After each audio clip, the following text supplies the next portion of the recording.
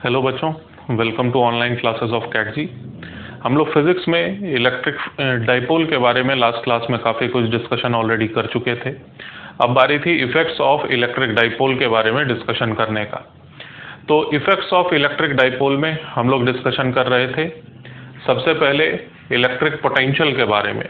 और electric potential के बारे में थोड़ा सा मैं आपसे ये बात किया था कि अगर मान लेते हैं ये नेगेटिव और पॉजिटिव चार्जेस का कॉम्बिनेशन, तो इन दोनों चार्जेस के वजह से, अच्छा इन्हीं दोनों चार्जेस का नाम एक साथ कहा जाता है इलेक्ट्रिक डाइपोल।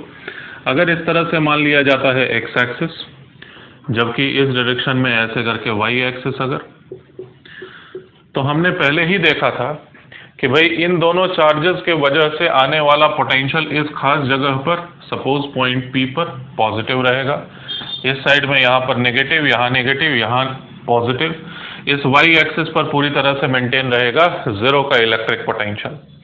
तो इतना जानकारी के साथ हम लोग इस पर डिस्कशन करना शुरू करते हैं। चलो, तो फिर से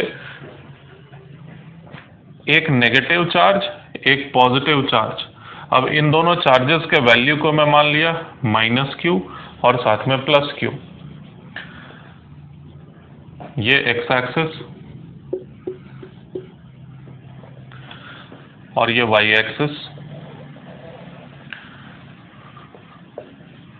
और इन दोनों चार्जेस के बीच का जो सेपरेशन होना है, इन दोनों चार्जेस के बीच का जो सेपरेशन होना है उसे मैं 2l लेंथ का मान लेता हूं। तो ऐसे केस में dipole moment vector P can easily be written as, अच्छा ये भी लेंथ L है, ये भी लेंथ L है, तो dipole moment vector P can be written as Q times 2l, वो भी I कैप के डायरेक्शन में। ठीक, अब इलेक्ट्रिक डाइपोल का डायरेक्शन I कैप के डायरेक्शन में है, इस तरफ है। हम लोग कोई भी एक जनरल पॉइंट P कंसिडर कर लेंगे और उस पॉइंट P पर हम लोग डिस्कशन कर रहे होंगे इलेक्ट्रिक पोटेंशियल के बारे में। वो जनरल पॉइंट P दिखाया तो मैं हूं फर्स्ट क्वाड्रेंट में, लेकिन आप ऐसा फिक्स मत रखो कि ये फर्स्ट क्वाड्रेंट में ही है, ये किसी भी क्वाड्रेंट में हो सकता है depending on angle made with x axis for this position vector. ये रहा वो पोजीशन वेक्टर, और इसकी जो दूरी है, इसका जो डिस्टेंस है, इस डिस्टेंस को मैं नाम दिया r। ठीक, अब ये डिस्टेंस r पर इलेक्ट्रिक डाइपोल के डायरेक्शन से थीटा एंगल बनने पर, इलेक्ट्रिक डाइपोल का डायरेक्शन एक्स एक्सिस से थीटा एंगल बनने पर इलेक्ट्रिक डाइपोल के सेंटर से r डिस्टेंस पर हम लोग पता करने की कोशिश कर रहे हैं कि इलेक्ट्रिक पोटेंशियल क्या होगा। ठीक है, ये साइड लेंथ L है और यहां पर बनने वाला एंगल जो है, इस एंगल को याद रखना तुम कि थीटा है। इस एंगल को तुम बस याद रख लेना कि थीटा है। देखिए क्या कर रहा हूं, P पॉइंट पर हम लोग पिछले क्लास में डिस्कशन ये कर चुके थे कि पोटेंशियल जो होगा वो पॉजिटिव होगा। ऐसा इसलिए क्योंकि पॉजिटिव चार्ज का ज्यादा इफेक्ट आएगा, इस दिए हुए नेगेटिव चार्ज का इफेक्ट थोड़ा सा कम रहेगा। तो ओवरऑल इफेक्ट वहां पर डोमिनेट कर जाएगा पॉजिटिव चार्ज का, इसीलिए इलेक्ट्रिक पोटेंशियल पॉजिटिव ही आना है। ऑलराइट, तो अब सवाल ये उठता है, छिपा हुआ ये वाला एंगल जो है ना, ये थीटा है, बस याद रखो तुम। सवाल ये उठता है कि पॉजिटिव चार्ज से डिस्टेंस कितना है। r इंपॉर्टेंट नहीं है, r से थोड़ा सा कम वाला डिस्टेंस, यानी पॉजिटिव चार्ज से P पॉइंट तक का डिस्टेंस कितना होगा, ये इंपॉर्टेंट है। और ये पता करने के लिए बहुत ही ध्यान से सुनना, हम लोग एक छोटा सा करेंगे कंस्ट्रक्शन। देखिए कंस्ट्रक्शन कैसे होगा, यहां पर सेंटर मानते हुए हम लोग एक सर्किल ड्रॉ करेंगे ऐसे, और वो सर्किल जो होगा वो पॉजिटिव चार्ज, सर्किल का सरकमफेरेंस पॉजिटिव चार्ज से होते हुए गुजरेगा।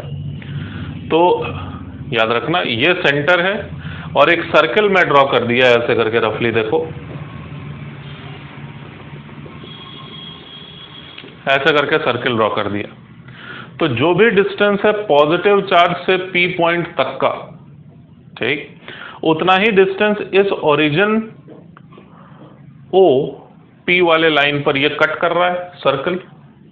ये सर्किल क्या कर रहा है, जितना भी डिस्टेंस पॉजिटिव चार्ज और P पॉइंट के बीच में है, उतना ही डिस्टेंस यहां पर भी कट कर रहा है इस लाइन OP पर ये वाला सर्किल।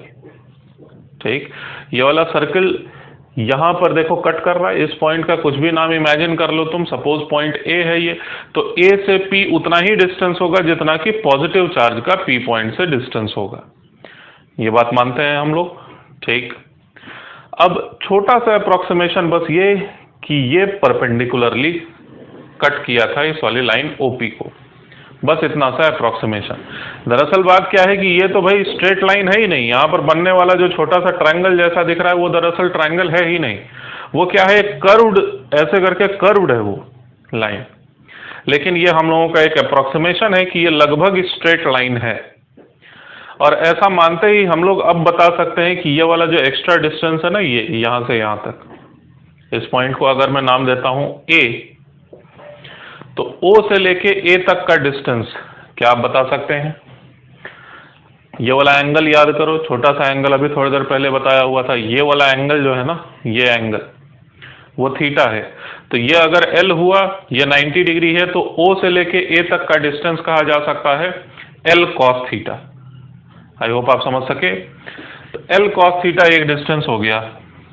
अब इसी में और ध्यान से सुनिएगा, आपको थोड़ा वेरिएबल को ख्याल रखना पड़ेगा कि कौन सा वाला वेरिएबल क्या था। इस साइड लेंथ को L नाम दिया गया था। इसी लाइन को और लंबा यहां तक खींच दिया अगर मैं, और दोबारा से सेम काम को रिपीट कर रहा हूं, P पॉइंट पर सेंटर मानते हुए एक सर्किल ड्रॉ करने की कोशिश कर रहा हूं, जो पिछले बार पॉजिटिव चार्ज से होके गुजरा था, इस बार इस नेगेटिव चार्ज से होके गुजरेगा। देखो कैसे,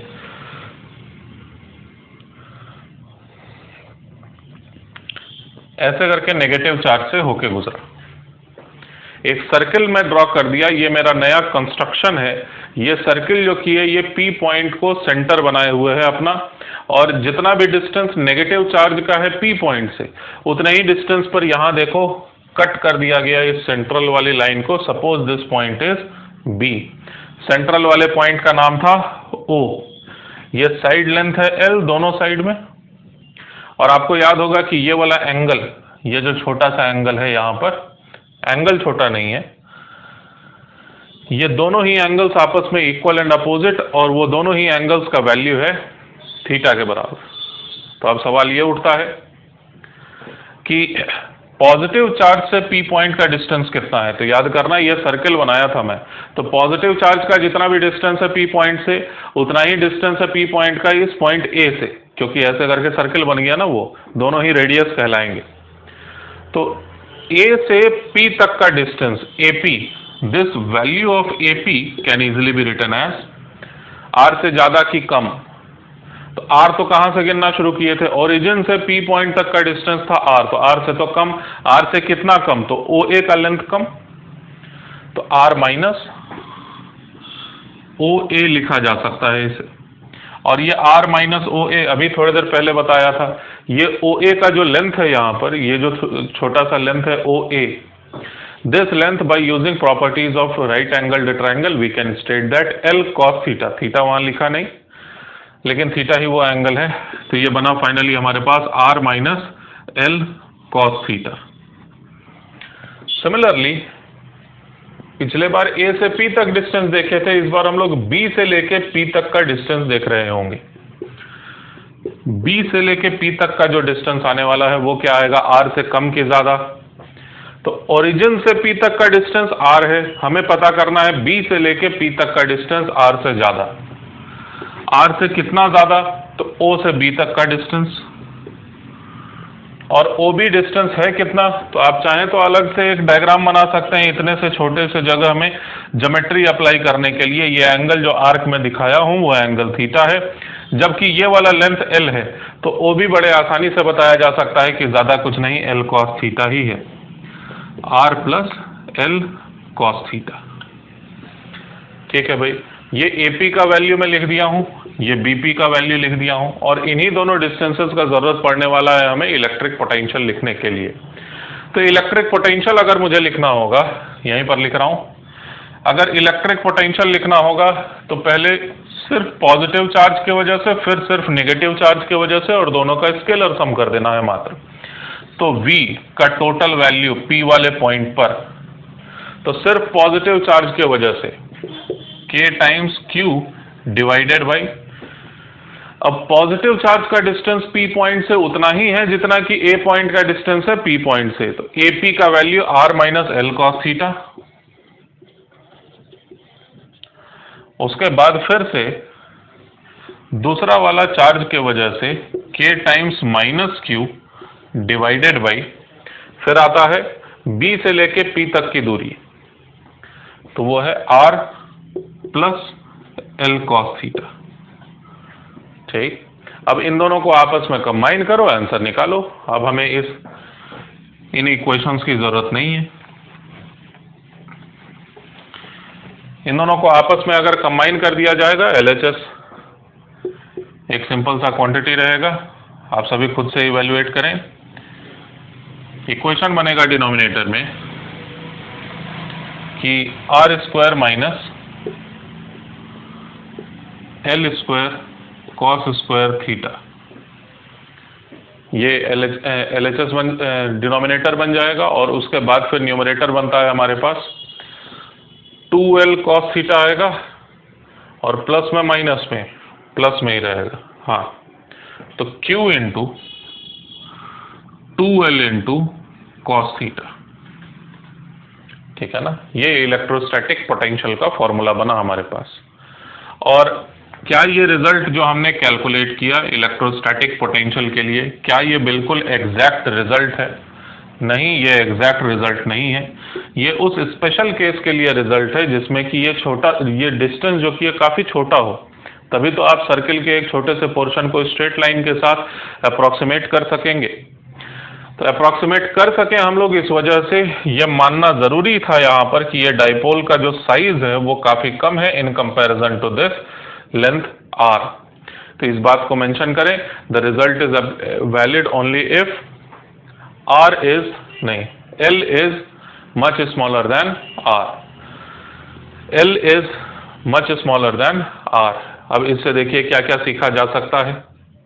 तो इलेक्ट्रोस्टैटिक पोटेंशियल का formula we just determined, V equals to निकल के आया, पहचान लेना खुद से, ये Q इंटू 2L, अभी थोड़ी देर पहले यहां पर लिखा था, इलेक्ट्रिक डाइपोल का ये मैग्नीट्यूड है।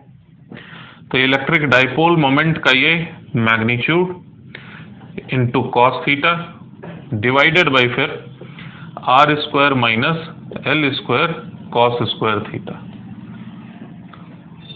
यहां पर एक और अप्रोक्सीमेशन किया जा सकता है कि since L is much much smaller than R, हम लोग वो अप्रोक्सीमेशन ऑलरेडी कर चुके हैं। अगर L का वैल्यू काफी कम हुआ R के कंपैरिजन में, तो इस वाले सेकंड वाले टर्म को भी डिनोमिनेटर से हटाया जा सकता है, चाहे थीटा का वैल्यू कुछ भी क्यों ना हो जाए। ये सेकंड वाला टर्म ज्यादा से ज्यादा L स्क्वायर ही तो हो सकता था मैग्नीट्यूड में, जिसका वैल्यू R स्क्वायर के सामने नेग्लिजिबल है, इस वजह से डायरेक्ट ये रिजल्ट। तो इस रिजल्ट के तुरंत बाद लिख दो, at large distance from an electric dipole following is the formula for electrostatic potential. यही है इलेक्ट्रोस्टैटिक पोटेंशियल का फॉर्मूला। किसी इलेक्ट्रिक डाइपोल से, ध्यान से सुनना, किसी इलेक्ट्रिक डाइपोल वेक्टर P से R के डिस्टेंस पर और वेक्टर P के डायरेक्शन से थीटा एंगल पर, अगर हमें इस इलेक्ट्रिक डाइपोल के वजह से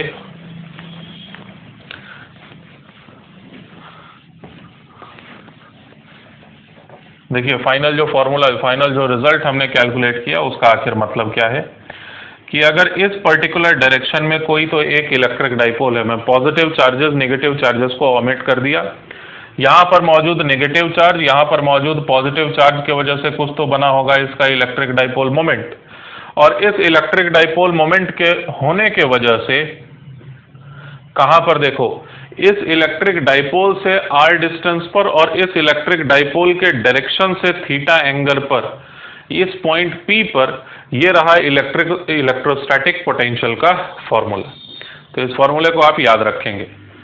इस फॉर्मूले को जरा कंफर्म किया जाए और अच्छे से कि ये अगर x एक्सिस है, ये अगर y एक्सिस है, तो थोड़ा सा मैं पहले ही बता चुका हूं, थीटा का वैल्यू जिस तरह से वैरी कर रहा होगा, R को फिक्स कर दो, तुम R को मानते हैं चलो फिक्स है, और थीटा केवल वैरी कर रहा है, तो P पॉइंट कैसे कैसे जगह पर हो सकता है, तो भाई इस सर्कल पर कहीं पर भी हो सकता है। तो चलिए चेक करते हैं कि अलग अलग पोजीशंस पर इलेक्ट्रोस्टैटिक पोटेंशियल की वैल्यू कितनी है। तो किसी भी एक सर्किल पर अगर देखेंगे तो सबसे ज़्यादा इलेक्ट्रोस्टैटिक पोटेंशियल जो होना है वो तब होगा जब थीटा का वैल्यू होगा 0, यानी कि इस खास जगह पर। इस खास जगह पर यानी इलेक्ट्रिक डाइपोल के ही डायरेक्शन में अगर देखा जाए, अगर डेफिनेट डिस्टेंस पर देखना है, तो सबसे ज़्यादा इलेक्ट्रोस्टैटिक पोटेंशियल निकल के आता है। और जैसे जैसे थीटा का वैल्यू बढ़ा रहे होंगे वैसे वैसे इलेक्ट्रोस्टैटिक पोटेंशियल का वैल्यू कॉस थीटा के घटने के वजह से लगातार घट रहा होगा। इलेक्ट्रोस्टैटिक पोटेंशियल घटते चला गया और यहाँ पर घटते घटते सेट हो जाएगा 0 वैल्यू। यहाँ पर इलेक्ट्रोस्टैटिक पोटेंशियल 0 है अगर, तो उसके बाद फिर थीटा का वैल्यू और ज़्यादा बढ़ने के बाद cos 120 degree, cos 150 degree etcetera, ये सब के सब वैल्यूज नेगेटिव आते चले जाएंगे और इस क्वाड्रेंट में आपको नेगेटिव मिलेगा इलेक्ट्रोस्टैटिक पोटेंशियल। दोबारा से यहाँ पर नेगेटिव इलेक्ट्रोस्टैटिक पोटेंशियल फिर से पॉजिटिव आना शुरू होगा। और कुछ इंपॉर्टेंट है ऑब्जर्व करने के लिए, आप इस बात को कैसे नोट करेंगे, तो एक इलेक्ट्रिक डाइपोल बना देना, आर डिस्टेंस ऐसे, थीटा एंगल ऐसे, यहाँ पर पॉजिटिव लिख दो, नेगेटिव नेगेटिव पॉजिटिव, मतलब समझ में आ जाएगा। पोटेंशियल कहीं पर लिख देना कि we are discussing about potential. Next बात क्या है यहाँ पर ऑब्जर्व करने के लिए कि चाहे आर का वैल्यू कुछ भी क्यों ना हो, अगर थीटा का वैल्यू ही सेट हो जाएगा 90 डिग्री, अगर थीटा का वैल्यू सेट हो जाता है 90 डिग्री, तो आर का वैल्यू कुछ भी क्यों ना हो, electrostatic potential will definitely come out to be equal to 0। तो इस पूरे वाई एक्सिस पर थीटा का वैल्यू निकल के आ रहा है हमारे पास 90 डिग्री। थीटा का वैल्यू 90 डिग्री के होने का मतलब ये वाला डायरेक्शन है, और इस वाले डायरेक्शन में किसी भी जगह पर अगर तुम देखते हो इलेक्ट्रोस्टैटिक पोटेंशियल तुम्हें मिलने वाला है 0। तो पिछले क्लास में भी ये बताया था कि वाईजेड प्लेन जो की है वो एक साथ रिप्रेजेंट कर रहा होता है इक्विपोटेंशियल सरफेस, और वाईजेड प्लेन में ही तो कहीं ना कहीं वाई एक्सिस भी आता है। तो Y axis itself represents 0 potential everywhere, और वाईजेड प्लेन में भी हर जगह पर इलेक्ट्रोस्टैटिक पोटेंशियल का वैल्यू 0 है। और देखते हैं इसमें क्या है खास याद रखने के लिए। 2-3 क्लास पहले हम लोग डिस्कशन कर रहे थे इलेक्ट्रोस्टैटिक पोटेंशियल का इलेक्ट्रिक फील्ड के साथ रिलेशन के साथ, तो उसी रिलेशन का हम लोग यूज कर रहे होंगे फिर इलेक्ट्रिक फील्ड कैलकुलेट करने के लिए। लेकिन उससे पहले एक क्वेश्चन लिखो, सवाल लिखिए, consider an electric dipole system, consider an electric dipole system, consider an electric dipole system with each charge of magnitude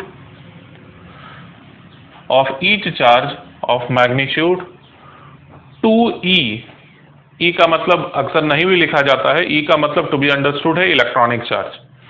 तो एक डाइपोल चार्ज सिस्टम को कंसिडर करिए, यानी कि नेगेटिव चार्ज और पॉजिटिव चार्ज के कॉम्बिनेशन को कंसिडर करिए, जिसमें कि प्रत्येक चार्ज का अमाउंट जो कि है 2 इलेक्ट्रॉनिक चार्ज है, यानी कि कितना हुआ चार्ज, तो 1.6 इंटू 10⁻⁻19 होता था चार्ज, हाँ, तो उसका जस्ट डबल है charge magnitude wise, with separation 20 आंगस्ट्रॉम। आंगस्ट्रॉम का मतलब होता है 10⁻⁻10 मीटर। ठीक, अब ये एक डाइपोल सिस्टम है, इसी पर डिस्कशन कर रहे होंगे। क्वेश्चन का सबसे पहला part, find the dipole moment of the system, find the dipole moment of the system. तो डाइपोल मोमेंट कुछ करना ही नहीं है, बस इन दोनों को आपस में मल्टीप्लाई कर दीजिए, आंसर आ गया। तो डाइपोल मोमेंट इस दिए हुए सिचुएशन में कितना हुआ, तो Q multiplied by separation between the charges.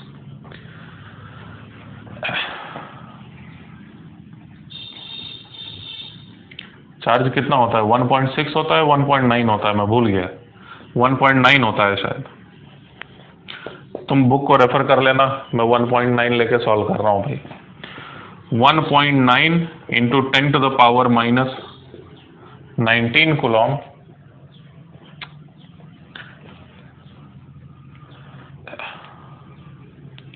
मैं अचानक से भूल गया हूँ, जनरली याद रहता है मुझे। 1.9 या 1.6 इसके लिए बस कंफर्म करिएगा, इंटू 2, ये है इलेक्ट्रॉनिक चार्ज का just double multiplied by 20 into 10 to the power minus 10। तो इसको आपस में कंबाइन किए जाने पर बना 3.8, नहीं इसका भी डबल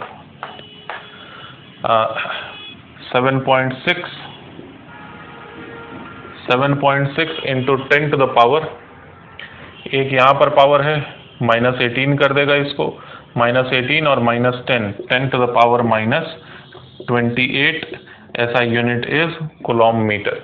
ये रहा electric dipole moment. Electric dipole moment. अब electric dipole moment being vector quantity we must also be reporting direction along with this result. तो डायरेक्शन रहेगा नेगेटिव चार्ज से पॉजिटिव चार्ज की तरफ। तो ये यहाँ पर मेंशन करिए, from negative charge towards positive charge. ये क्वेश्चन का फर्स्ट पार्ट हमने सॉल्व किया। सेकेंड पार्ट है फिर क्वेश्चन का, find electrostatic potential, find electrostatic potential at a distance, find electrostatic potential at a distance 1 centimeter, find electrostatic potential at a distance 1 centimeter from the dipole, इस electric dipole से 1 centimetre की दूरी पर electrostatic potential निकालिए। अब आप मुझे ये बताएं कि क्या ये क्वेश्चन कंप्लीट हो गया, कि क्या आप निकाल सकते हैं कि इलेक्ट्रोस्टैटिक पोटेंशियल कितना होगा। तो अभी इलेक्ट्रोस्टैटिक पोटेंशियल इसलिए नहीं निकाला जा सकता क्योंकि क्वेश्चन में अभी तक ये नहीं मेंशन किया गया कि इस इलेक्ट्रिक डाइपोल से 1 सेंटीमीटर के डिस्टेंस पर जाएं, लेकिन किधर जाएं। इस डायरेक्शन में अलग आएगा पोटेंशियल, इस डायरेक्शन में जाने पर अलग आएगा पोटेंशियल। तो अब सेकेंड पार्ट, क्वेश्चन के सेकेंड पार्ट का ए पार्ट लिख दो, along the axis, along the axis. तो अलोंग द एक्सिस पता करने के लिए ये रहा फॉर्मूला, आप डायरेक्ट फॉर्मूला अप्लाई करिए। थीटा का वैल्यू आप समझते हैं कितना रखना है, सब्स्टिट्यूट कर दो, आंसर निकाल दो। एक बार किया हुआ होना जरूरी है। फिर से बता रहा हूं, के का वैल्यू 9 इंटू 10⁹, मतलब वीडियो को पॉज करके ऑब्वियसली आप कभी भी क्वेश्चन को पहले सॉल्व करके आंसर तक पहुंचा सकते हैं। पी का वैल्यू अभी मैं यहां पर लिख दिया। इसके अलावा कॉस थीटा का वैल्यू, कॉस थीटा का वैल्यू क्या सब्स्टिट्यूट करोगे एक्सिस पर, अगर मैं देखने की कोशिश कर रहा हूं तो एक्सिस के डायरेक्शन में always theta is to be measured from the direction of electric dipole. इस डायरेक्शन में ऑलरेडी इलेक्ट्रिक डाइपोल है और इसी डायरेक्शन में आप देखना भी चाह रहे हो, यही कहलाता है along the axis of the dipole. यही डाइपोल का एक्सिस का डायरेक्शन है, एक्सियल डायरेक्शन है ये। तो इस डायरेक्शन में 1 सेंटीमीटर के डिस्टेंस पर। अब तुम ये कहोगे कि सर 1 सेंटीमीटर के डिस्टेंस को बहुत ज्यादा मानना ठीक है क्या। तो कोई भी लेंथ बहुत ज्यादा या बहुत कम होता ही नहीं है, वो कभी ना कभी किसी से कंपेयर किया गया होगा, तभी वो बताया जा सकता है कि वो बहुत ज्यादा है कि कम है। हाँ, ये 20 एंगस्ट्रॉम के कंपैरिजन में बहुत ही ज्यादा लेंथ है, लेकिन 5 सेंटीमीटर के कंपैरिजन में कम भी है और 1 किलोमीटर के कंपैरिजन में बहुत ही कम है। फिलहाल हम लोग ऐसा मानेंगे कि जितने डिस्टेंस पर हम लोग इलेक्ट्रिक डाइपोल की वजह से इलेक्ट्रोस्टैटिक पोटेंशियल देख रहे हैं, वो बहुत ही ज्यादा डिस्टेंस है in comparison to separation between the charges.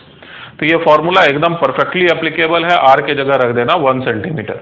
I hope आप कैलकुलेट कर सकते हैं, आसान है कैलकुलेट करना। v का वैल्यू निकल के आ जाएगा 9 इंटू 10⁹, सब कुछ ऐसा ही यूनिट में है, multiplied by 7.6 into 10⁻⁻28। Cos theta का वैल्यू 1 बन गया, डिवाइडेड बाई 1 सेंटीमीटर का स्क्वायर है। अच्छा, मैं तो इसमें कंफ्यूज हुआ भाई, पोटेंशियल का जो फॉर्मूला होता था उसमें तो k बाई आर होता था, k बाई आर स्क्वायर नहीं होता था, k बाई आर होता था। तो याद करो और अच्छे से, यहाँ पर चार्ज भी होता था q।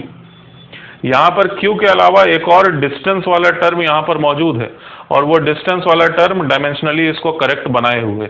आई होप समझ रहे हैं आपकी क्या मैं बोल रहा हूँ। Divided by R square, R का वैल्यू यहाँ पर 1 सेंटीमीटर था, डायरेक्ट यूज कर लो। 1 सेंटीमीटर का स्क्वायर यानी 10⁻⁻4। सारा कुछ आंसर जो निकल के आएगा वो वोल्ट में निकल के आएगा। इस कैलकुलेशन का ही सही आंसर वोल्ट में आंसर दे देगा हमें। 7.6 को 9 से अगर मल्टीप्लाई कर रहे होगे लगभग 7 मिलेगा, या फिर 6.8 6.9 के लगभग में मिलेगा। 10 टू द पावर में फिर मिल जाएगा हमें -24 यहाँ पर बचा, और ये प्लस में 9, तो -10 टू द पावर -15, तो 7 के लगभग में 10 टू द पावर -15। यही फाइनल आंसर इलेक्ट्रोस्टैटिक पोटेंशियल के लिए। ए पार्ट में हम लोगों ने किया था along the axis, B part में कर दो अलोंग द, अब इस वाले डायरेक्शन का एक नाम है, अगर आप पढ़े होंगे बुक को तो याद होगा आपको। ये वाले डायरेक्शन को एक नाम दिया गया, ये वाले डायरेक्शन को एक नाम दिया गया। ये वाला एक्सियल डायरेक्शन है और ये वाला डायरेक्शन कहलाता है इक्वेटोरियल डायरेक्शन। तो अलोंग द इक्वेटोरियल डायरेक्शन लिख दो, अलोंग द इक्वेटोरियल डायरेक्शन। ये बी पार्ट है क्वेश्चन का, तो बी पार्ट में तो कुछ करना ही नहीं है, आंसर होना चाहिए आपके पास, बहुत ही आसान है। तो थीटा का वैल्यू जैसे ही सेट करोगे 90 डिग्री, फर्क नहीं पड़ता, बाकी सब कुछ कितना है, आंसर आया 0। इसके अलावा एक सी पार्ट भी कर दीजिए। एट एन एंगल 37 डिग्री, ये एंगल 37 डिग्री है, at an angle 37 degree from the axis of dipole, from the axis of dipole. ये जो डाइपोल का डायरेक्शन था उससे 37 डिग्री के एंगल पर इस डायरेक्शन में, यहां पर मैं जानना चाहता हूं इलेक्ट्रोस्टैटिक पोटेंशियल इस डाइपोल के वजह से। कैसे पता करोगे? सारा कुछ वही कैलकुलेशन करना है। यहां पर एक एक्स्ट्रा कॉस थीटा जो कि पिछले बार 1 हो गया था या 0 हो गया था, इस बार कॉस थीटा का वैल्यू 4/5 सब्स्टिट्यूट करिए, आंसर आएगा। कोई बड़ी बात नहीं है इसमें, फॉर्मेलिटी के लिए केवल क्वेश्चन कर रहे थे, लेकिन क्वेश्चन करना बहुत ज्यादा जरूरी भी था। हमारे पास फाइनल रिजल्ट है V = KP cos theta divided by R²।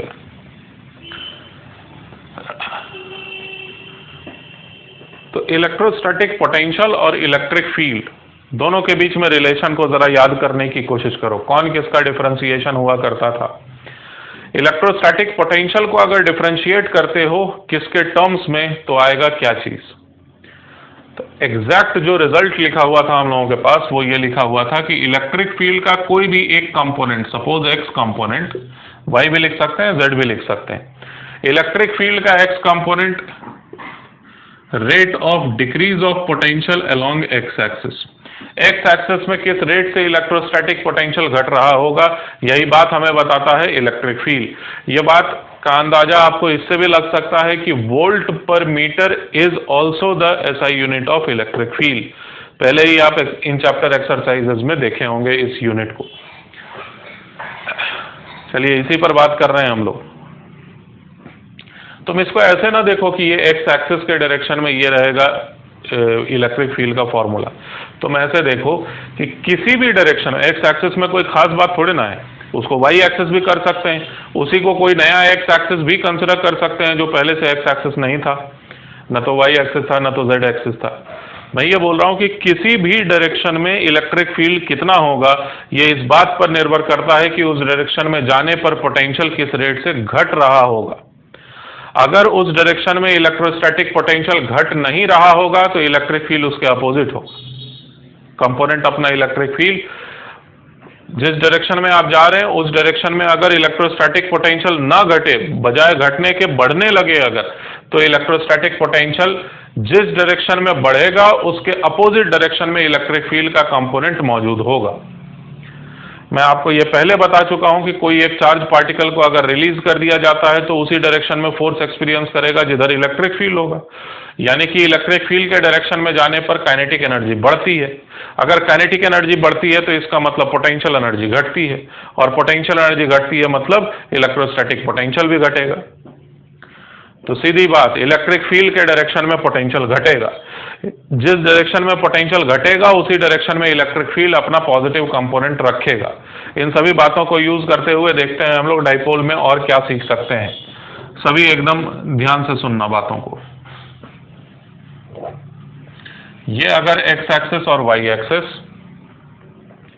यहां पर मौजूद कोई नेगेटिव चार्ज, यहां पर मौजूद कोई पॉजिटिव चार्ज। हमने सीखा कि इस पॉइंट P पर, या पॉइंट A ले लेते हैं सपोज, ये पॉइंट A पर जो इलेक्ट्रोस्टैटिक पोटेंशियल होगा वो क्या होगा, KP cos theta divided by R, where theta equals to 0 degrees. तो अब देखिए ए पॉइंट से हम लोग दो डायरेक्शन में जा सकते हैं। ए पॉइंट से हम, थोड़ा सा कठिन होने वाला है डिस्कशन, थोड़ा अजीब तरीके से कर रहा हूं जानबूझ के, ताकि आपको चीजें डिफिकल्ट लगें और आप काम करें, कंसंट्रेट करें यहां पर। ए पॉइंट से अगर आप इस डायरेक्शन में ट्रेवल करते हो, यानी कि एक्स एक्सिस में ट्रेवल करते हो, सिर्फ एक्स एक्सिस में अगर ट्रेवल करते हो, then theta will remain constant. और एक्स एक्सिस के डायरेक्शन में चूंकि आप ट्रेवल कर रहे हो, एक्स एक्सिस का मतलब यहां पर क्या है, आर वाला एक्सिस, और आर वाले डायरेक्शन में अगर आप ट्रेवल कर रहे होगे तो आर का वैल्यू लगातार बढ़ रहा होगा। तो डायरेक्ट यहां पर देख के बताया जा सकता है कि अगर कोई भी एक्स एक्सिस में अगर ट्रेवल करता है तो आर का वैल्यू चूंकि बढ़ेगा, इलेक्ट्रोस्टैटिक पोटेंशियल चूंकि घटेगा, इस वजह से इस डायरेक्शन में इलेक्ट्रिक फील्ड का एक कंपोनेंट तो होगा। क्या समझ पाए इस बात को?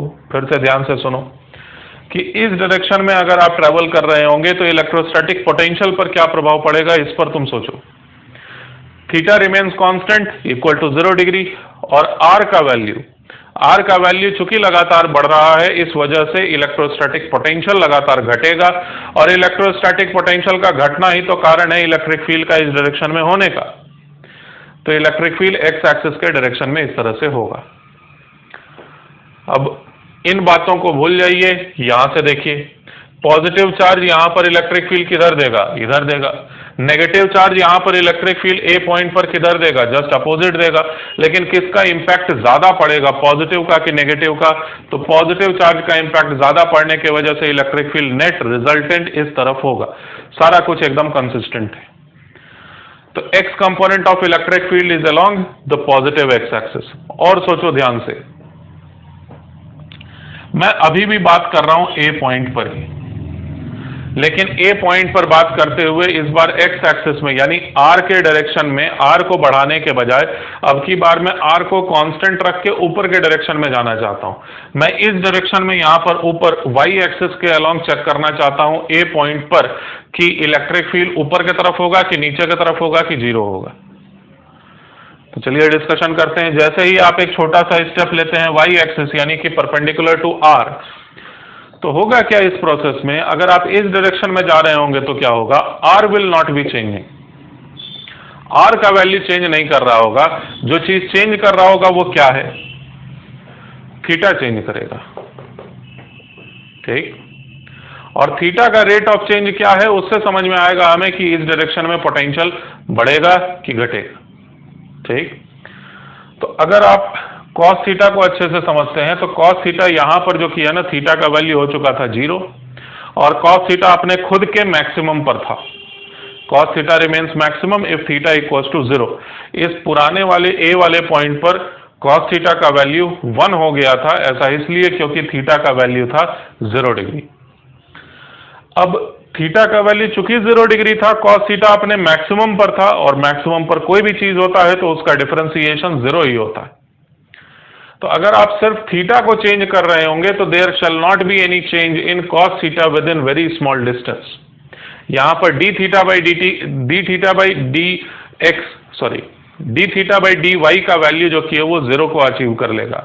अगर आप इस डायरेक्शन में यहां पर वाई एक्सिस के डायरेक्शन में जा रहे होंगे तो आपको ऐसा नजर आएगा कि थीटा का वैल्यू चेंज हो रहा है, लेकिन कॉस थीटा का वैल्यू यहां पर इस खास जगह पर चेंज नहीं कर रहा, क्योंकि वहां पर कॉस थीटा का वैल्यू मैक्सिमम अचीव था। कोई भी फिजिकल क्वांटिटी अगर अपने मैक्सिमम पर होता है, उसका डिफरेंशिएशन उस वक्त 0 हो जाता है, उसका रेट ऑफ चेंज उस वक्त 0 हो जाता है। यहां पर जैसे ही आप ऊपर जाने लगेंगे थीटा का वैल्यू चेंज करेगा, लेकिन cos theta being maximum, its rate of change will remain 0, making the entire rate of change of potential along this direction to be equal to 0। इसका मतलब इस डायरेक्शन में इलेक्ट्रिक फील्ड होना नहीं है। जितना बोल रहा हूं उतना समझने की बस कोशिश करो, और ज्यादा डिटेल में अभी समझ में आएगा। चलिए यहां पर डिस्कशन करते हैं। भाई यहां तो हमें पहले ही से पता था, इतना डिस्कशन क्यों कर रहे हैं आखिर हम लोगों को तो पहले से पता था पॉजिटिव नेगेटिव चार्ज की वजह से किधर है इलेक्ट्रिक फील्ड, पॉजिटिव चार्ज की वजह से इधर, नेगेटिव चार्ज की वजह से इधर, और पॉजिटिव चार्ज की वजह से ज्यादा मैग्नीट्यूड का, तो इस वजह से इलेक्ट्रिक फील्ड का डायरेक्शन वगैरह सब तो सेट है। लेकिन जबरदस्ती इस बात को समझो कि पोटेंशियल से भी कैसे निकाला जा सकता है इलेक्ट्रिक फील्ड को।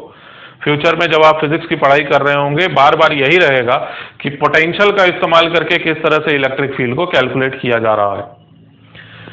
यहां पर एक दूसरा पॉइंट कंसिडर करते हैं, पॉइंट बी। तो पॉइंट बी पर चलो एनालिसिस करते हैं कि इलेक्ट्रिक फील्ड किस डायरेक्शन में होगा। तो बी पॉइंट अगर देख रहे हो तो ओरिजिन से एक पोजीशन वेक्टर ड्रॉप किया गया, यही तो डिस्टेंस आर है, और थीटा का वैल्यू ऑलरेडी कितना, थीटा का वैल्यू ऑलरेडी सेट हो चुका है 90 डिग्री के बराबर। यहां पर का पोटेंशियल बाय द वे है कितना, 0, है ना। तो इलेक्ट्रोस्टैटिक पोटेंशियल यहां पर 0 समझने का कई तरीका हो सकता है। थीटा का वैल्यू वहां पर सेट कर दिया जाए 90 डिग्री। दूसरी बात हम लोग ये भी कह सकते हैं कि पॉजिटिव चार्ज की वजह से इलेक्ट्रोस्टैटिक पोटेंशियल, नेगेटिव चार्ज की वजह से इलेक्ट्रोस्टैटिक पोटेंशियल, दोनों का ही वैल्यू, एक का प्लस में एक का माइनस में। Electrostatic potential being scalar quantity, we need not to consider any direction और एनीथिंग। तो डायरेक्ट सम करेंगे, आंसर आएगा 0। बी पॉइंट पर का पोटेंशियल डेफिनेटली 0 ही होगा। लेकिन अगर मैं इसी डायरेक्शन में और थोड़ा सा ऊपर बी पॉइंट के बजाय बी डैश पॉइंट पर चला जाऊं, आर के वैल्यू को इंक्रीज करके, अगर मैं इसी डायरेक्शन वाई एक्सिस में ट्रेवल करता हूं तो ट्रेवल करने के बावजूद इलेक्ट्रोस्टैटिक पोटेंशियल जो रहेगा वो 0 का 0 मेंटेन रहेगा। यानी कि वाई डायरेक्शन में जाने पर इलेक्ट्रोस्टैटिक पोटेंशियल यहां पर भी नहीं बदल रहा, और चूंकि इलेक्ट्रोस्टैटिक पोटेंशियल बदल नहीं रहा वाई डायरेक्शन में, इस वजह से इलेक्ट्रिक फील्ड इस डायरेक्शन में हो नहीं सकता। क्योंकि इलेक्ट्रिक फील्ड जिस डायरेक्शन में होता है उस डायरेक्शन में इलेक्ट्रोस्टैटिक पोटेंशियल घटता ही घटता है। यहां पोटेंशियल चूंकि घट नहीं रहा, इस वजह से इलेक्ट्रिक फील्ड इस डायरेक्शन में नहीं हो सकता वाई एक्सिस में। चार्ज के तरीके से आप समझने की कोशिश करिए। पॉजिटिव चार्ज की वजह से इलेक्ट्रिक फील्ड कैसे होगा, नेगेटिव चार्ज की वजह से कैसे होगा, समझ लो बस। हम लोग इंटरेस्टेड हैं इस पॉइंट में। इस पॉइंट का नाम है सपोज बी। ये पॉजिटिव चार्ज, ये नेगेटिव चार्ज, पॉजिटिव चार्ज की वजह से इस डायरेक्शन में, नेगेटिव चार्ज की वजह से इस डायरेक्शन में। तो इन दोनों वेक्टर्स का अब की बार इलेक्ट्रिक फील्ड लिखा हूं, पोटेंशियल नहीं। ये इलेक्ट्रिक फील्ड नेगेटिव चार्ज की वजह से, ये इलेक्ट्रिक फील्ड पॉजिटिव चार्ज की वजह से। इन दोनों का वेक्टर सम जो आएगा वो वर्टिकल कंपोनेंट्स कैंसिल हो चुके होंगे और मात्र इस डायरेक्शन में आएगा। और इस डायरेक्शन में इलेक्ट्रिक फील्ड के आने का कारण, मतलब ये डिस्टेंस आर था ना, तो एक लास्ट टाइम फिर से समझने की कोशिश करो। थोड़ा सा डिफिकल्ट है, कंसंट्रेट करोगे बहुत आसानी से समझ में आएगा। आर ये वाला डिस्टेंस है और थीटा ये वाला एंगल है। तो तुम चाहे आर बदलो चाहे थीटा बदलो, पोटेंशियल बदलेगा। ठीक, जनरली किसी भी पॉइंट पर बोल रहा हूं। तो इस खास जगह पर आर अगर हम लोग बदल रहे हैं तो पोटेंशियल बदल नहीं रहा, यानी कि आर को बदलने के लिए जिधर आप जा रहे हैं उस डायरेक्शन में इलेक्ट्रिक फील्ड है ही नहीं। थीटा को बदलने के लिए, तो थीटा को बदलने का मतलब आर को कांस्टेंट रख के थीटा को बदलना, मतलब बी पॉइंट से किधर जाना, ऐसे करके जाना। और थीटा का वैल्यू 90 डिग्री सेट हो चुका था। तो डिफरेंशिएट करना होगा हमें इस पोटेंशियल को और चेक करना होगा कि अगर हम लोग इस डायरेक्शन में ट्रेवल करते हैं तो how much is the rate of change of potential, और उससे पता चलेगा इस डायरेक्शन में मौजूद इलेक्ट्रिक फील्ड का कंपोनेंट। और साथ ही मैं इस पॉइंट बी, पॉइंट ए के बारे में डिस्कशन किया। छोड़ो इन दो पॉइंट्स को, हम लोग किसी भी जनरल पॉइंट पी के बारे में अब कैपेबल है डिस्कशन करने के लिए। पी पॉइंट पर इलेक्ट्रिक फील्ड को कैसे समझा जाए, तो अब नया टॉपिक लिखो, electric field due to electric field due to electric dipole, electric field due to electric dipole.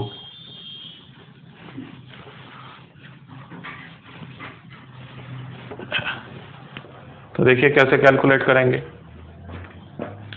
दोबारा से, ये अगर कोई नेगेटिव चार्ज, ये कोई अगर पॉजिटिव चार्ज, इन दोनों के बीच का सेपरेशन वगैरह कुछ कुछ माना जाएगा,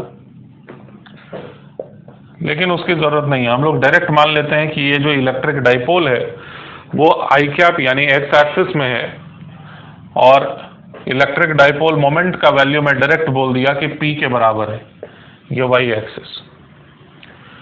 और मैं किस पॉइंट में इंटरेस्टेड हूं, ये पॉइंट P। तो इस पॉइंट P के लिए अगर हम लोग कैलकुलेट कर रहे होंगे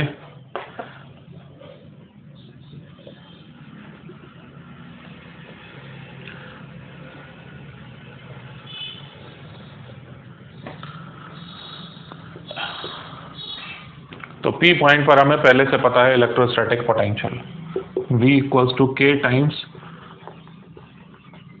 P cos theta divided by R²। P point पर हमें इलेक्ट्रिक फील्ड कैलकुलेट करना है। तो देखिए यहां पर ले लिया मैं P पॉइंट। तो P पॉइंट पर इलेक्ट्रिक फील्ड का हम लोग दो कंपोनेंट देखेंगे। पहला कंपोनेंट रहेगा उस डायरेक्शन में ट्रेवल करने पर आने वाला कंपोनेंट इलेक्ट्रिक फील्ड का जिस डायरेक्शन में R का वैल्यू बढ़ रहा है। ठीक, इस डायरेक्शन में इलेक्ट्रिक फील्ड का कंपोनेंट कितना होगा पता करना हो अगर, तो इस डायरेक्शन में rate of change of potential पता करो with respect to position, with respect to distance. तो ये वाले डायरेक्शन में डिस्टेंस को मेजर करके ही तो R नाम लिखे थे। तो सीधी बात बस मैं ये कह रहा हूं कि V का डिफरेंशिएशन R के रेस्पेक्ट में जो होगा वो आएगा rate of change of V with respect to R। सामने माइनस साइन लगाइए, R component of electric field आ जाएगा। Direct answer. इस डायरेक्शन में इलेक्ट्रिक फील्ड पता करना है आपको, इस डाइपोल के वजह से R के डायरेक्शन में इलेक्ट्रिक फील्ड पता करना है आपको। R का डायरेक्शन कुछ भी हो, अगर एक्स एक्सिस रखना चाहते हो एक्स एक्सिस रख दो, R का डायरेक्शन कुछ भी हो, R के रेस्पेक्ट में इसका किया जाने पर डिफरेंशिएशन जो भी आंसर आएगा उसी का नेगेटिव ही इलेक्ट्रिक फील्ड का R कंपोनेंट होगा। और दूसरा कंपोनेंट, हमेशा दो कंपोनेंट्स को परपेंडिकुलरली रखा जाता है म्यूचुअली। दूसरा कंपोनेंट ये रहा, ये दूसरा कंपोनेंट, इस कंपोनेंट का नाम रख देते हैं सपोज, अच्छा देखो ऐसे करके अगर सर्किल ही अगर ड्रॉ कर दिया जाए, क्यों इसे R कंपोनेंट या रेडियल कंपोनेंट कहते हैं, क्योंकि ये रेडियस के डायरेक्शन में है। ठीक, तो उस मुताबिक इसका नाम होना चाहिए टेंजेंशियल कंपोनेंट। ये सर्किल बस नाम के लिए बनाया। आपको ये समझना होगा कि ये जो टेंजेंशियल कंपोनेंट है, ये इलेक्ट्रिक फील्ड का टेंजेंशियल कंपोनेंट ये आखिर क्यों है, इसके होने का क्या कारण है, ये कब कब होगा कब कब नहीं होगा, कब हम लोग डायरेक्ट देख के बता सकेंगे कि इलेक्ट्रिक फील्ड का टेंजेंशियल कंपोनेंट यहाँ पर 0 है। समझो इस बात को। अगर इस डायरेक्शन में जाने पर अगर इलेक्ट्रोस्टैटिक पोटेंशियल बदले ही नहीं तो बताया जा सकता है डायरेक्टली कि इलेक्ट्रिक फील्ड का टेंजेंशियल वाला कंपोनेंट यानी ET का वैल्यू यहाँ पर 0 होगा। और ये ET यानी इस डायरेक्शन में जाने पर, ये डायरेक्शन कौन सा डायरेक्शन है, इस डायरेक्शन में जाने पर R बदलेगा कि थीटा बदलेगा, तो R का वैल्यू बदलता है इस डायरेक्शन में जाने पर, इस डायरेक्शन में जाने पर सिर्फ बदलेगा थीटा। ठीक, तो इस डायरेक्शन का एक छोटा सा डिस्टेंस कैसे लिखा जाए, ये एक छोटा सा डिस्टेंस कितना लिखा जाएगा, तो उसको लिखा जा सकता है, देखो थीटा के बाद अगर आप d थीटा एक्स्ट्रा गए तो this length can be considered as r d theta. मानते हो इस बात को? दोबारा से इस बात को समझो कि rate of change of potential with a negative sign along a particular direction, rate of change of potential with respect to position का negative along a particular direction represents component of electric field along that particular direction. इस direction में electrostatic potential किस rate से बदल रहा है, theta के respect, r d theta के रेस्पेक्ट में। हम लोग क्या करेंगे, चेंज इन v देखेंगे, हल्का सा चेंज थीटा मात्र में करने पर r को कांस्टेंट की तरह ट्रीट कर रहे होंगे। ये r d थीटा लिखा हुआ है क्या, इस डायरेक्शन में होने वाला छोटा सा displacement. Rate of change of potential या change in potential per unit distance along this tangential direction, इसका जस्ट नेगेटिव, यही रिप्रेजेंट कर रहा होगा टेंजेंशियल कंपोनेंट। तो आई होप मेरी बातों को आप समझ पा रहे हैं। और ER का वैल्यू और ET का वैल्यू दोनों एक बार अलग अलग लिख दो with diagram. This diagram is representing the two components of electric field at any general position.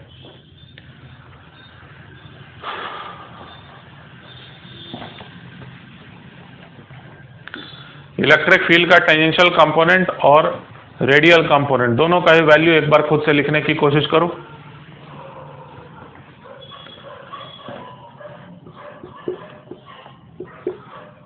Electric field का रेडियल कंपोनेंट बहुत आसान है बताना, negative of del V by del R। दिमाग में इस बात को रखो कि आप किधर ट्रेवल कर रहे हो। आप आर के डायरेक्शन में ट्रेवल करते हुए rate of change of potential with respect to position का नेगेटिव देख रहे हो। तो नेगेटिव, इसका डिफरेंशिएशन 2 आ जाएगा फ्रंट में, -2 आ जाएगा, लेकिन एक माइनस पहले से है तो ये प्लस हो गया। k times 2p cos theta maintain है, डिनोमिनेटर में जाएगा आर स्क्वायर के बजाय आर क्यूब। समझिए इस बात को, आई होप सही लिखा हुआ है ये, ठीक। अच्छा, इसके बाद नेक्स्ट बात, ये वाला कंपोनेंट कैसे कैलकुलेट कर रहे होंगे, टेंजेंशियल कंपोनेंट। तो ये टेंजेंशियल कंपोनेंट कैलकुलेट करने के लिए हमें पता करने का जरूरत है इसी का डिफरेंशिएशन इस डायरेक्शन में rate of change of potential with respect to this distance, ठीक। और ये वाले छोटे से डिस्टेंस को नाम दिया जाएगा डी थीटा। नहीं तो डायमेंशनली इनकरेक्ट हो जाएगा। डिस्टेंस होना चाहिए ना डिनोमिनेटर में, del V by del distance, और वो डिस्टेंस इस बार आर डी थीटा है। तो इसका डिफरेंशिएशन आर डी थीटा के रिस्पेक्ट में करना होगा हमें, कीपिंग आर कांस्टेंट। तो ई टी का वैल्यू, टेंजेंशियल कंपोनेंट कितना आया। टेंजेंशियल कंपोनेंट क्यों बोल रहा हूं, क्योंकि तुम इमेजिन कर लो ऐसे सर्कल, याद रहेगा तुमको। ये रेडियल कंपोनेंट हुआ, ये टेंजेंशियल कंपोनेंट हुआ। तो ई टी का वैल्यू, इसका डिफरेंशिएशन थीटा के रिस्पेक्ट में बना हमारे पास के पी कॉस थीटा का differentiation minus sine theta, minus already पहले से था, प्लस बन गया। यहां पर साइन थीटा, डिनोमिनेटर में फिर आप जो डिफरेंशिएशन, अच्छे से लिख देता हूं, आर क्यू भी बनेगा, अच्छे से लिख के करते हैं। ई टी का वैल्यू लिखा जा सकता है partial differentiation of V with respect to R theta. R constant है, इसीलिए इस डिफरेंशिएशन के अंदर लिखो बाहर लिखो फर्क नहीं पड़ता इस बात से। इक्वल्स टू 1/r टाइम्स इसका डिफरेंशिएशन सिर्फ थीटा के रिस्पेक्ट में, तो कॉस थीटा का माइनस साइन थीटा आ जाएगा। एक चीज छूटा, यहां पर यह माइनस सिंबल रिप्रेजेंट कर रहा है, तो माइनस के वजह से प्लस बन जाएगा सब कुछ। K P sine theta divided by R square, तो ये आर स्क्वायर और ये आर आपस में कंबाइन करके बना R cube. Final result we have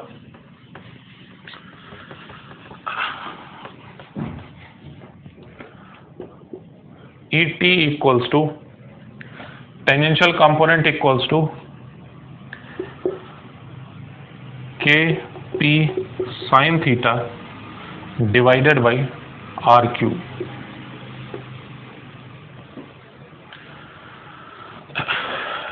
एक और ज्यादा बेहतर डायग्राम की जरूरत है अब।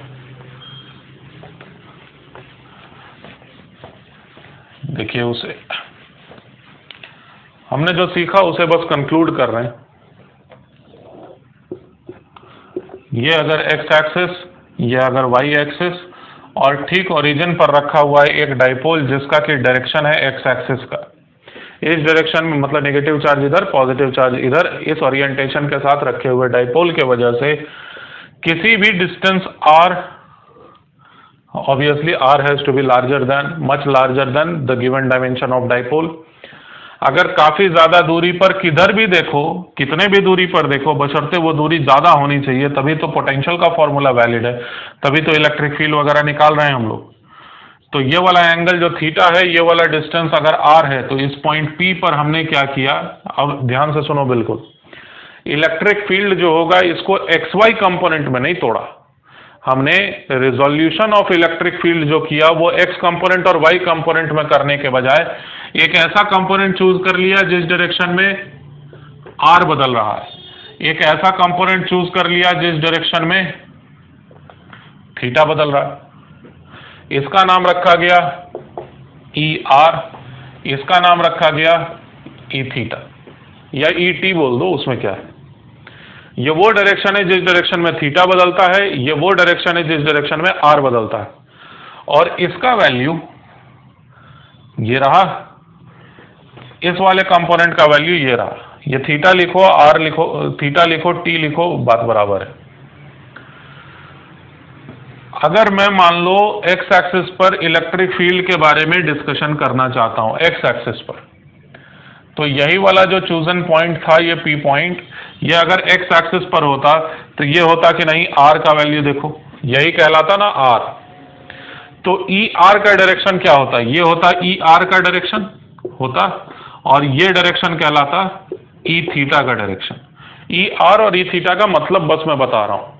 अगर इस जगह पर आप जानना चाहते हैं कि क्या होगा इलेक्ट्रिक फील्ड, तो यहां पर भी आर का वैल्यू ये हुआ, और थीटा 90 डिग्री ऑलरेडी सेट है, लेकिन थीटा ऐसे करके गिना गया, तो ये रहा ई थीटा वाला कंपोनेंट। और ऊपर के तरफ यहां पर होगा, ऊपर के तरफ इस खास जगह पर होगा ई आर का कंपोनेंट। तो अलग अलग जगह पर ई आर ई थीटा इस तरह से अगर रिजॉल्व कर दिया जाएगा, तो ई आर के लिए ये रहा रिजल्ट, ई थीटा के लिए ये रहा रिजल्ट, किसी भी जगह पर का काम हो गया। इस डायरेक्शन का नाम है एक्सियल डायरेक्शन, इस डायरेक्शन का नाम है इक्वेटोरियल डायरेक्शन। देखिए, इस पॉइंट ए के बारे में चलो बात करते हैं। पॉइंट ए पर ई आर का वैल्यू, कॉस थीटा का वैल्यू हो जाएगा 1 2p बाई आर क्यूब, के 2p बाई आर क्यूब। और इसी पॉइंट पर ई थीटा का वैल्यू देखो, तो थीटा का वैल्यू रखना था 0, आंसर 0। ठीक है, चलो इस पॉइंट बी के बारे में बात करते हैं इस बार। इस पॉइंट बी पर आर का वैल्यू कुछ ना कुछ रखना है, थीटा का वैल्यू कुछ ना कुछ रखना।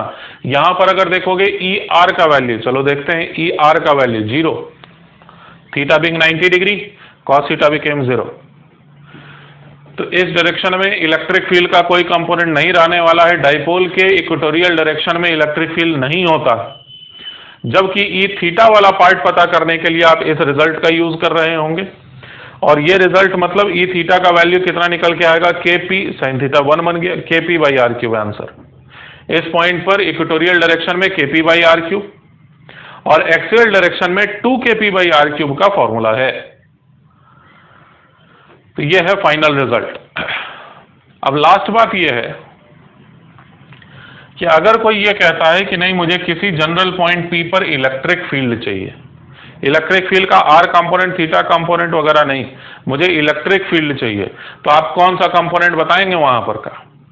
तो आप आर कंपोनेंट और थीटा कंपोनेंट दोनों का ही रिजल्टेंट कैलकुलेट करेंगे, और रिजल्टेंट कैलकुलेट करके भी हम लोग एक फॉर्मूला जरा डेवलप कर ही लें। मैं ये कह रहा हूं कि ट्रायंगल रूल ऑफ एडिशन वगैरह अप्लाई करके ये वाला वेक्टर और ये वाला वेक्टर, इन दोनों का रिजल्टेंट अगर देखेंगे तो शायद ऐसे करके आएगा, यहां पर ऐसे ऊपर की तरफ ऐसे करके इलेक्ट्रिक फील्ड का वैल्यू आएगा। बस मान लेना कि ये एरो सफिशिएंटली लॉन्ग है। ये रहा इलेक्ट्रिक फील्ड का रिजल्टेंट वैल्यू, ये है इलेक्ट्रिक फील्ड, और ये एंगल जो बन रहा है आर वाले डायरेक्शन के साथ एंगल बन रहा है अल्फा। सपोज, बहुत ही ज्यादा ध्यान से, ये एंगल थीटा है, डाइपोल से थीटा एंगल पर आर डिस्टेंस पर जानना चाहते हैं इलेक्ट्रिक फील्ड। तो इलेक्ट्रिक फील्ड का मैग्नीट्यूड इसका उसका स्क्वायर का सम का स्क्वायर रूट, और इलेक्ट्रिक फील्ड किस डायरेक्शन में होगा, तो रेडियल डायरेक्शन से अल्फा एंगल पर। बताना जरा, इलेक्ट्रिक फील्ड कितना एंगल बना रहा है एक्स एक्सिस के साथ, तो alpha plus theta. Electric field ऐसे करके है, अल्फा झुक जाओ तो आर के डायरेक्शन में आ गए आप, रेडियल डायरेक्शन में आ गए आप, थीटा और झुक जाओ एक्स एक्सिस के डायरेक्शन में आ गए आप। Electric field is making an angle of theta plus alpha, और अल्फा का वैल्यू बताने के लिए tan अल्फा का वैल्यू इस्तेमाल किया जाएगा। tan alpha can be written as, देखिए भाई ध्यान से, वेक्टर्स यूज कर रहा हूं बस, E theta divided by E T, E R, sorry या आर, जरा डिवाइड करके देखो तो कितना आता है। Sign theta divided by 2 cos theta रहेगा, बाकी सब कुछ तो कैंसल्ड है। तो फाइनल रिजल्ट हमारे पास half of tan theta, tan alpha equals to half of tan theta. tan दोनों साइड से cancelled, alpha equals to half theta. क्यों नहीं, बिल्कुल नहीं, ये ट्रिग्नोमेट्रिक रेशियो है। ये tan अल्फा का मतलब ये नहीं है tan मल्टीप्लाइड बाई अल्फा, अगर मल्टीप्लिकेशन मतलब होता तो बिल्कुल कैंसिल होता। ये ऑपरेशन है, मल्टीप्लिकेशन नहीं। ये एक रिजल्ट निकाले हम लोग। दूसरा रिजल्ट रहेगा कि भाई इलेक्ट्रिक फील्ड का मैग्नीट्यूड कितना होगा, तो इलेक्ट्रिक फील्ड का मैग्नीट्यूड भी जरा देख लीजिए। इलेक्ट्रिक फील्ड का magnitude KP by R cube तो कॉमन ही है, K P divided by R cube common, उसके अलावा square root of sine square theta plus 4 cos square theta. तो sine square theta plus 1 cos square theta को LHS में अगर तुम ले लेते हो तो आ जाएगा 1, एलएचएस में नहीं मतलब कंबाइन कर देते हो तो 1 प्लस 3 बार बचा हुआ है cos square theta.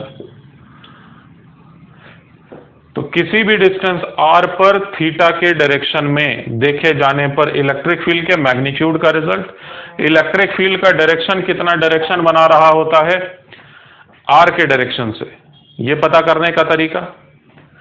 Electric field का थीटा कंपोनेंट, इलेक्ट्रिक फील्ड का r कंपोनेंट, ये रहा एक्सियल पोजीशन, ये रहा इक्वेटोरियल पोजीशन, अलग से डिस्कशन किए, इलेक्ट्रोस्टैटिक पोटेंशियल के बारे में बात किए। ठीक, अब सब कुछ अभी तक जितना भी बताया गया सब कुछ रटा हुआ होना चाहिए, बिल्कुल जबान पर याद रहे, एक एक फाइन से फाइनेस्ट डिटेल, एकदम डिटेल बातें आपको याद होनी चाहिए, तभी आप अगले क्लास को अच्छे से समझ पाएंगे। इसके बाद एससीवी बुक बड़े मुश्किल से ऑनलाइन कहीं पर भी मिल रहा है, उसके थियरी से कहीं से व्यवस्था करो, किसी दोस्त वगैरह से अगर होगा तो व्हाट्सएप पर फोटोग्राफ लेके, डाइपोल के बारे में आपको पढ़ना है एससीवी बुक से एकदम अच्छे से। ठीक, जो ऑलरेडी पढ़ने के लिए बोला हुआ था उसमें प्रॉब्लम फेस कर रहे होगे तुम, प्रॉब्लम फेस करना तुम समझते हो कि जरूरी था।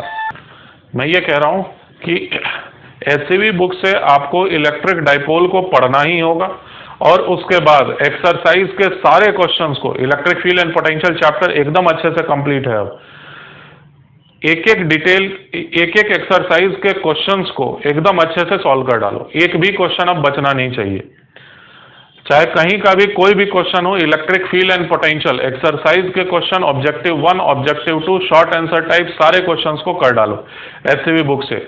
बुक कैसे मिलेगा, मैं कोशिश करता हूं, मैं समझता हूं कि ड्राइव पर जो दिया था मैं, वो शायद किसी कारण से करप्ट फाइल है, मेरे कंप्यूटर पर चल रहा है, वहां पर अपलोड होने के बाद किसी से नहीं खोल रहा है। आप कहीं से किसी एक भी स्टूडेंट के पास अगर होगा, तुम्हारे दोस्तों में से किसी न किसी के पास जरूर होगा वो बुक, उससे फोटोग्राफ लेके आप एक्सरसाइज के क्वेश्चंस को करना सबसे पहले शुरू कर दीजिए। और डाइपोल को अगर नहीं पढ़े हुए हो अभी तक, तो डाइपोल को, इलेक्ट्रिक डाइपोल को भी उसी से फोटोग्राफ वगैरह लेके आप जरूर उसको थॉरोली पढ़िए। और अगले क्लास के लिए एकदम अच्छे से प्रिपेयर्ड रहो। अगले क्लास में हम लोग क्या चीज सीखने वाले हैं, कूलॉम्स लॉ से electric field line, equipotential surface, dipole के बारे में भी फिर से थोड़ा थोड़ा और ज्यादा सीख रहे होंगे। जो ऑलरेडी हमें आता है उससे एक लेवल और ज्यादा ऊपर होके हम लोग गुजर रहे होंगे इसी चैप्टर से दोबारा से। और उससे पहले मैं आपको प्रॉपर मौका